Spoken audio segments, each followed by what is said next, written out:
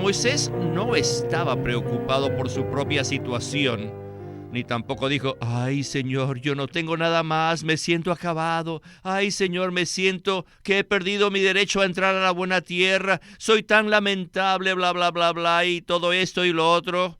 Y que solo se acordaba de sí mismo, pero nada de los hijos de Israel. No, Moisés no era ese tipo de persona.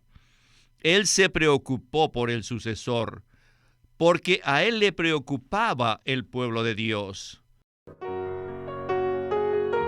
Bienvenidos al Estudio Vida de la Biblia con Witness Lee. Esperamos que este Estudio Vida los introduzca en un disfrute más profundo de las Escrituras y de nuestro querido y precioso Señor Jesús.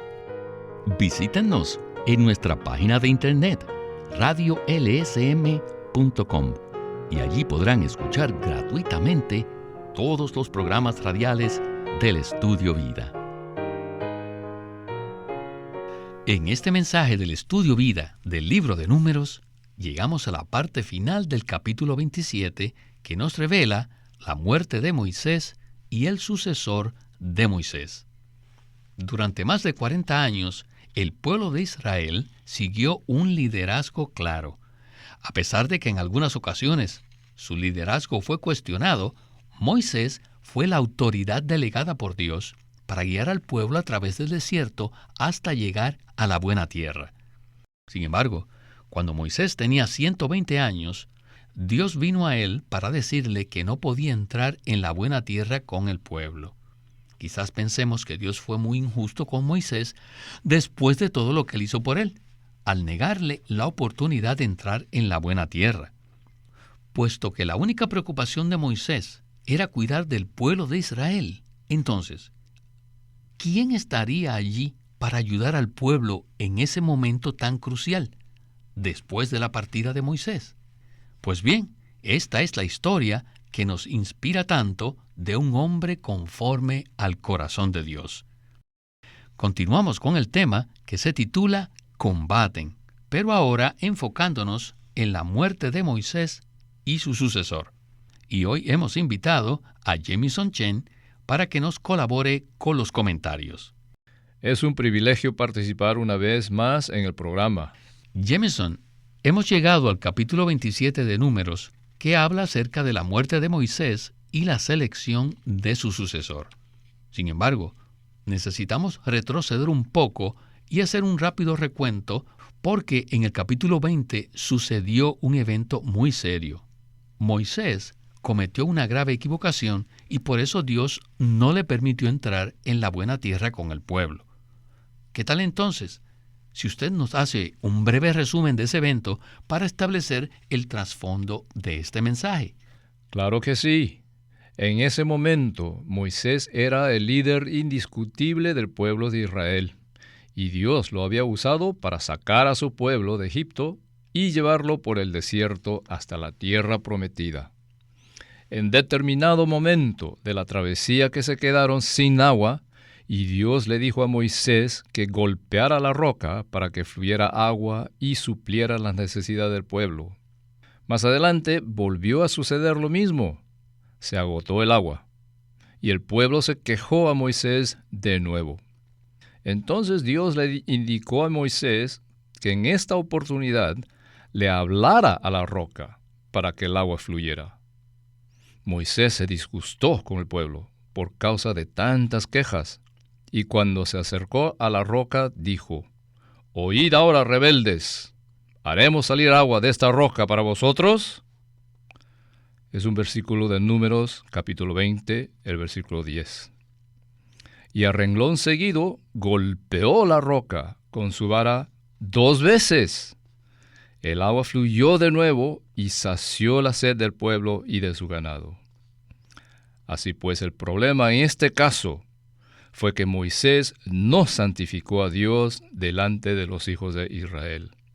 En otras palabras, Moisés no representó apropiadamente a Dios, ya que Dios no estaba enojado con el pueblo.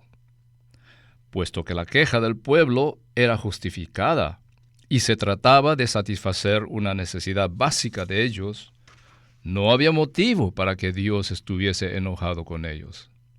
Debido a ese grave error de Moisés, Dios no le permitió entrar en la buena tierra. Sin duda, ese fue un resultado muy serio. Así es, Jameson. Aunque Moisés fue fiel a Dios y le obedeció en todo, esa equivocación le costó su entrada a la buena tierra. Lo que acabamos de mencionar es simplemente el trasfondo de este mensaje, que está relacionado con la muerte de Moisés y la selección de un sucesor. Y antes de iniciar el primer segmento, quisiera leer desde el versículo 12 hasta la primera parte del versículo 14 del capítulo 27 de Números. Allí dice lo siguiente: Jehová dijo a Moisés: Sube a este monte de los Abarim, y mira la tierra que he dado a los hijos de Israel. Y después que la hayas visto, tú también serás reunido a tu pueblo, como fue reunido tu hermano Aarón.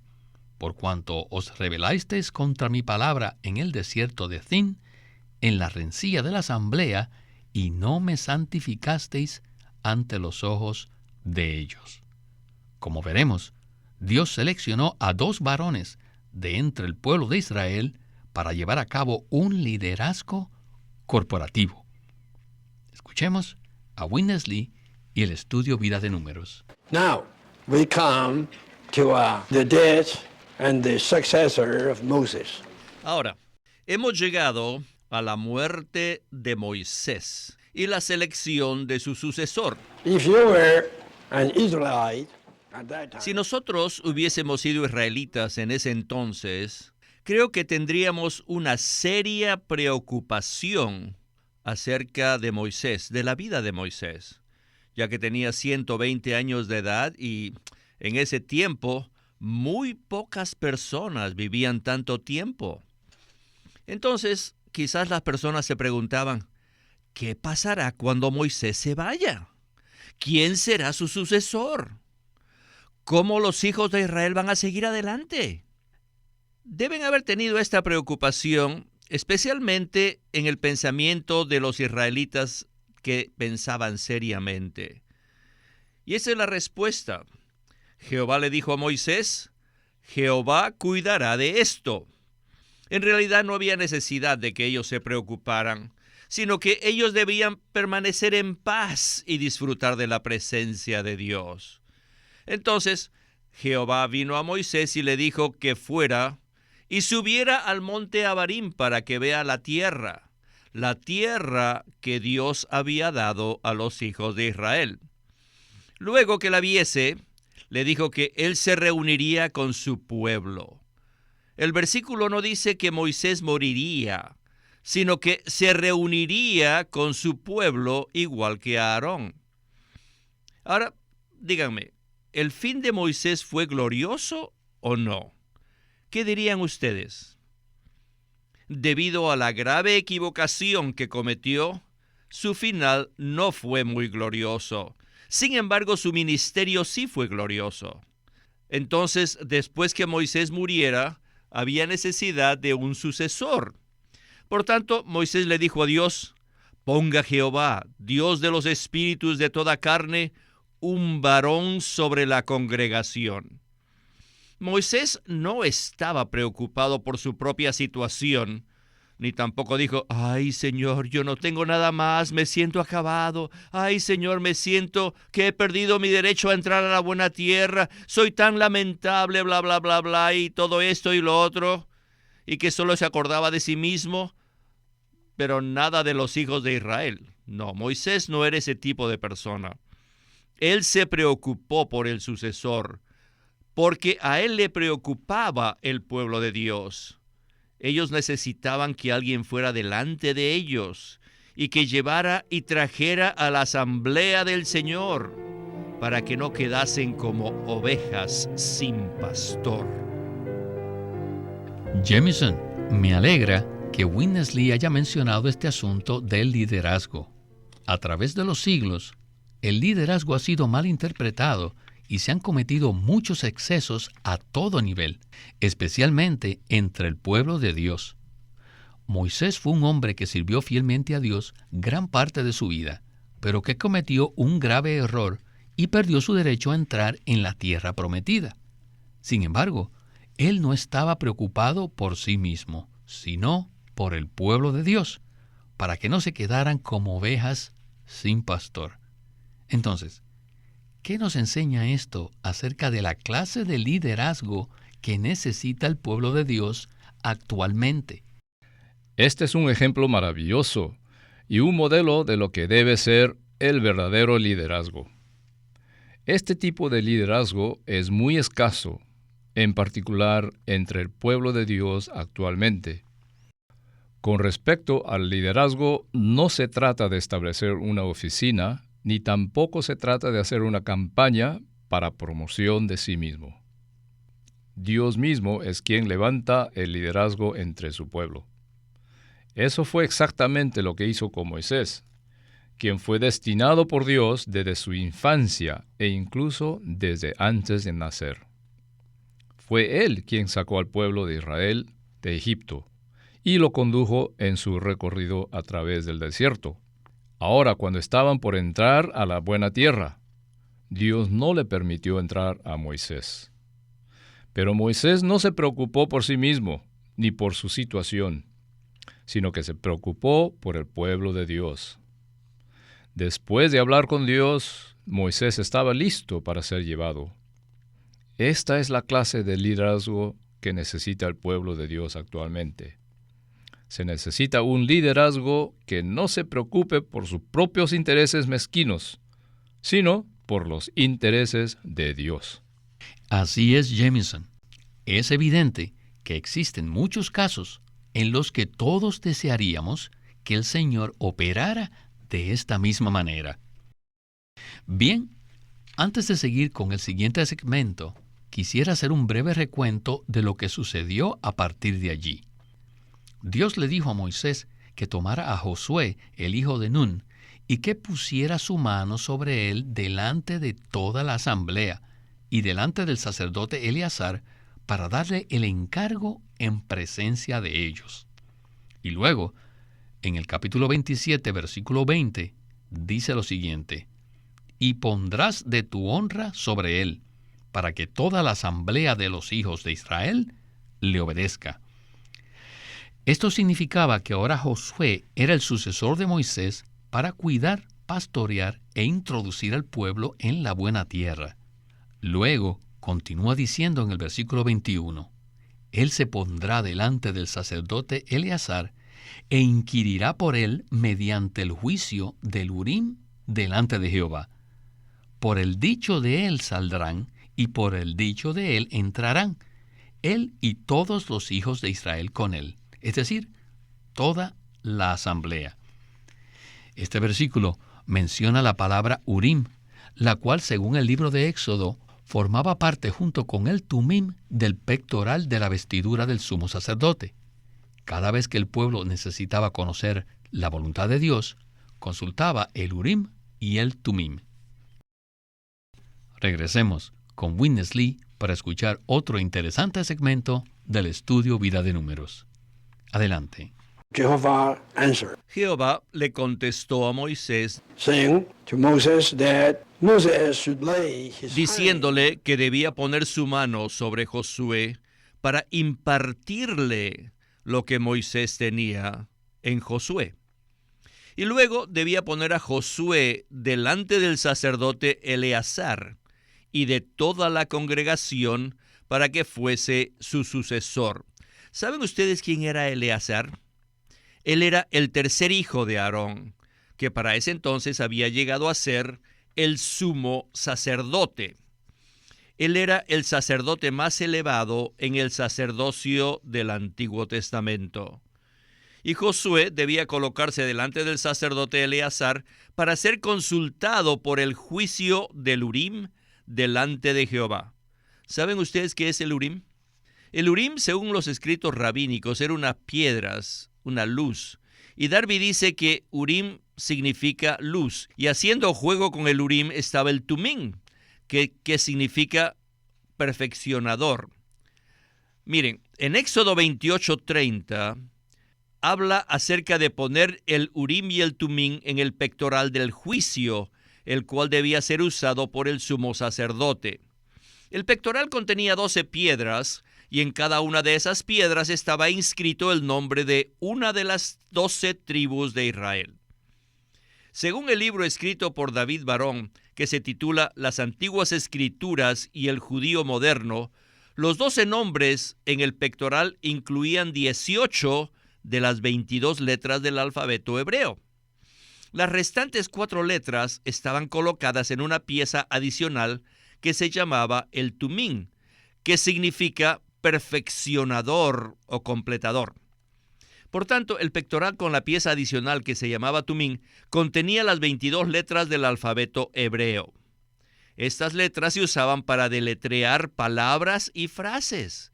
Y según este libro, la palabra Urim significa luz o iluminador.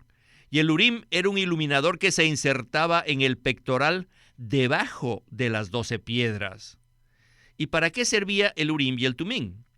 Bueno, cuando existía algún problema que había que resolver, el sumo sacerdote se colocaba el pectoral e inquiría delante de Jehová para buscar respuestas. Entonces Dios hacía que el Urim brillara e iluminara las piedras por debajo del pectoral. Y puesto que las piedras tenían las letras del alfabeto, Jehová iba deletreando la respuesta, haciendo que se iluminara una piedra a la vez, formando así palabras y frases. Y cuando el sumo sacerdote recibía las instrucciones divinas, las pasaba al líder, que era en este caso Josué. Pues bien, Jameson, estamos en presencia de un nuevo arreglo de parte de Dios. Inicialmente estaba el liderazgo por parte de Moisés y ahora tenemos a Josué junto con el sacerdote Eleazar. Adicionalmente se involucran el Urim y el Tumim.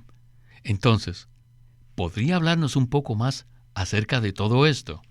Como dijo Winnesley, el pectoral que usaba el sumo sacerdote tenía 12 piedras que representaban a las 12 tribus de Israel. Cada piedra tenía grabado el nombre de una de las 12 tribus de Israel e incluía las 18 letras del alfabeto hebreo. Las restantes 4 letras del alfabeto estaban colocadas en una pieza adicional que se llamaba el Tumim. Es muy interesante conocer que la palabra Tumim significa perfeccionador o completador y que la palabra Urim significa luz o iluminador. Cuando se colocaban el Urim y el Tumim juntos en el pectoral, quedaba completo el alfabeto hebreo y Dios podía deletrear palabras o frases iluminando las piedras por debajo, como respuesta a las preguntas del sumo sacerdote. Esa era la manera como la voluntad de Dios era dada a conocer al líder del pueblo por medio del sacerdote. En este caso, Eleazar era el sumo sacerdote y Josué era el nuevo líder del pueblo. Si Josué quería conocer la voluntad de Dios, debía ir delante del sumo sacerdote Eleazar, quien mediante el pectoral que contenía el Urim y el Tumim, hablaba con Dios. Aplicando esto a nuestra situación, necesitamos darnos cuenta que el pectoral es un cuadro de la iglesia y todos los santos están representados en dicho pectoral. Nuestro sumo sacerdote es el Señor Jesús. Cuando Él desea dar a conocer su voluntad, lo hace a través de la iluminación de las piedras, es decir, de los santos, de los miembros de la iglesia, la cual es el cuerpo de Cristo. El Señor ilumina a través del hablar de los creyentes en la vida de iglesia. En el Antiguo Testamento, descubrieron muchas veces quién estaba en pecado a través del Urim y del Tumim. En cierta oportunidad, descubrieron que Acam era el causante de los problemas que sobrevinieron al pueblo de Israel, por guardar un manto babilónico después de la victoria en Jericó. Sin duda, el pectoral era un artículo muy importante para los sacerdotes. Gracias, Jameson. Y en este nuevo arreglo, veremos que Winnesley mencionará diferentes clases de gobierno a manera de ejemplo. En primer lugar está la autocracia, la cual es la clase de gobierno llevado a cabo por un dictador. En segundo lugar está la democracia, la cual todos conocemos bien. Y finalmente está la teocracia, la cual es el gobierno divino.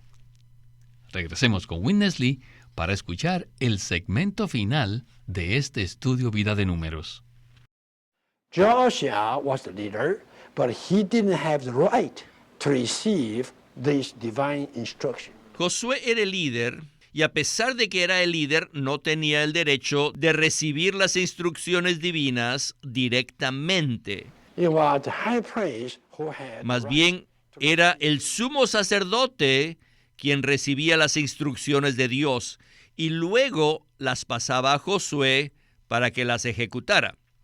A pesar de que el sumo sacerdote recibía las instrucciones divinas, él no tenía el poder ni la autoridad para ejecutarlas. El líder tenía la autoridad para ejecutar las instrucciones divinas que habían sido dadas al sumo sacerdote. ¿Ven? Eran dos personas coordinando juntas. No se trataba de una autocracia, ni tampoco de una democracia, sino de una teocracia. Teos significa divino, Dios. Teocracia, pues, significa el gobierno divino. No era un gobierno dictatorial como el caso de la autocracia, ni tampoco era un gobierno como una democracia, sino que el gobierno era llevado a cabo por dos personas, el sumo sacerdote y Josué. El sumo sacerdote iba delante de Dios y mediante el Urim y el Tumim podía recibir sus instrucciones. Y el otro era el ejecutor, Josué, quien recibía las instrucciones del sumo sacerdote y quien tenía el derecho y la autoridad para ejecutar estas instrucciones. Esto es la teocracia. Moisés ya había partido y en su reemplazo había quedado Josué. En el caso de Moisés, él era el único que gobernaba, pero Josué gobernaba junto con el sumo sacerdote. Y así sucedió a través de las generaciones en el Antiguo Testamento. El sumo sacerdote y el líder o el rey eran los que gobernaban. Así que es muy interesante conocer que el pueblo de Israel cometió la falla más grande en el capítulo 20 de Números, y luego el pueblo fue censado otra vez, una segunda vez. Después vino la solicitud para heredar la buena tierra por parte de las 5 hermanas mujeres, y finalmente vemos el gobierno apropiado, el cual es el gobierno divino de Dios. Y todo esto es la provisión para obtener ¿qué cosa? Para poder recibir la buena tierra como herencia. Durante el tiempo de Moisés, él era el líder indiscutible y además él era el único capaz de discernir la guía de Dios. Pero después de Moisés vino Josué, quien gobernaba juntamente con el sumo sacerdote. Estos dos tenían una cierta clase de coordinación para guiar al pueblo, lo cual produjo una teocracia. Ellos no practicaron la autocracia como si fuesen dictadores, ni tampoco una democracia. Entonces, Jameson, ¿qué tal si nos habla en forma breve acerca de la teocracia como un modelo para llevar el liderazgo apropiado entre el pueblo de Dios? Para que la teocracia se manifieste y se practique apropiadamente, se necesita una persona que conozca el corazón de Dios, su voluntad, su propósito y su economía. Si hacemos una retrospectiva de la palabra, encontraremos muchos ejemplos de hombres que conocieron el corazón de Dios y también de cómo llevar a cabo su voluntad. En este caso específico, el sumo sacerdote era quien recibía las instrucciones divinas y el líder era quien tenía la autoridad para ejecutarlas. Así que por medio de este gobierno corporativo, ellos fueron capaces de entrar en la buena tierra. Gracias, Jameson. Ciertamente no existe nada más hermoso en este universo que la teocracia. Quisiera que tuviésemos más tiempo para continuar hablando de este tema tan crucial, pero el tiempo se nos agotó. Le agradecemos su compañía y sus comentarios en el Estudio Vida de la Biblia con Witness Lee. Ha sido un gozo estar una vez más en el programa. Este es Víctor Molina, haciendo la voz de Chris Wilde. Jameson Chen, la de Francis Ball, y Walter Ortiz, la de Witness Lee.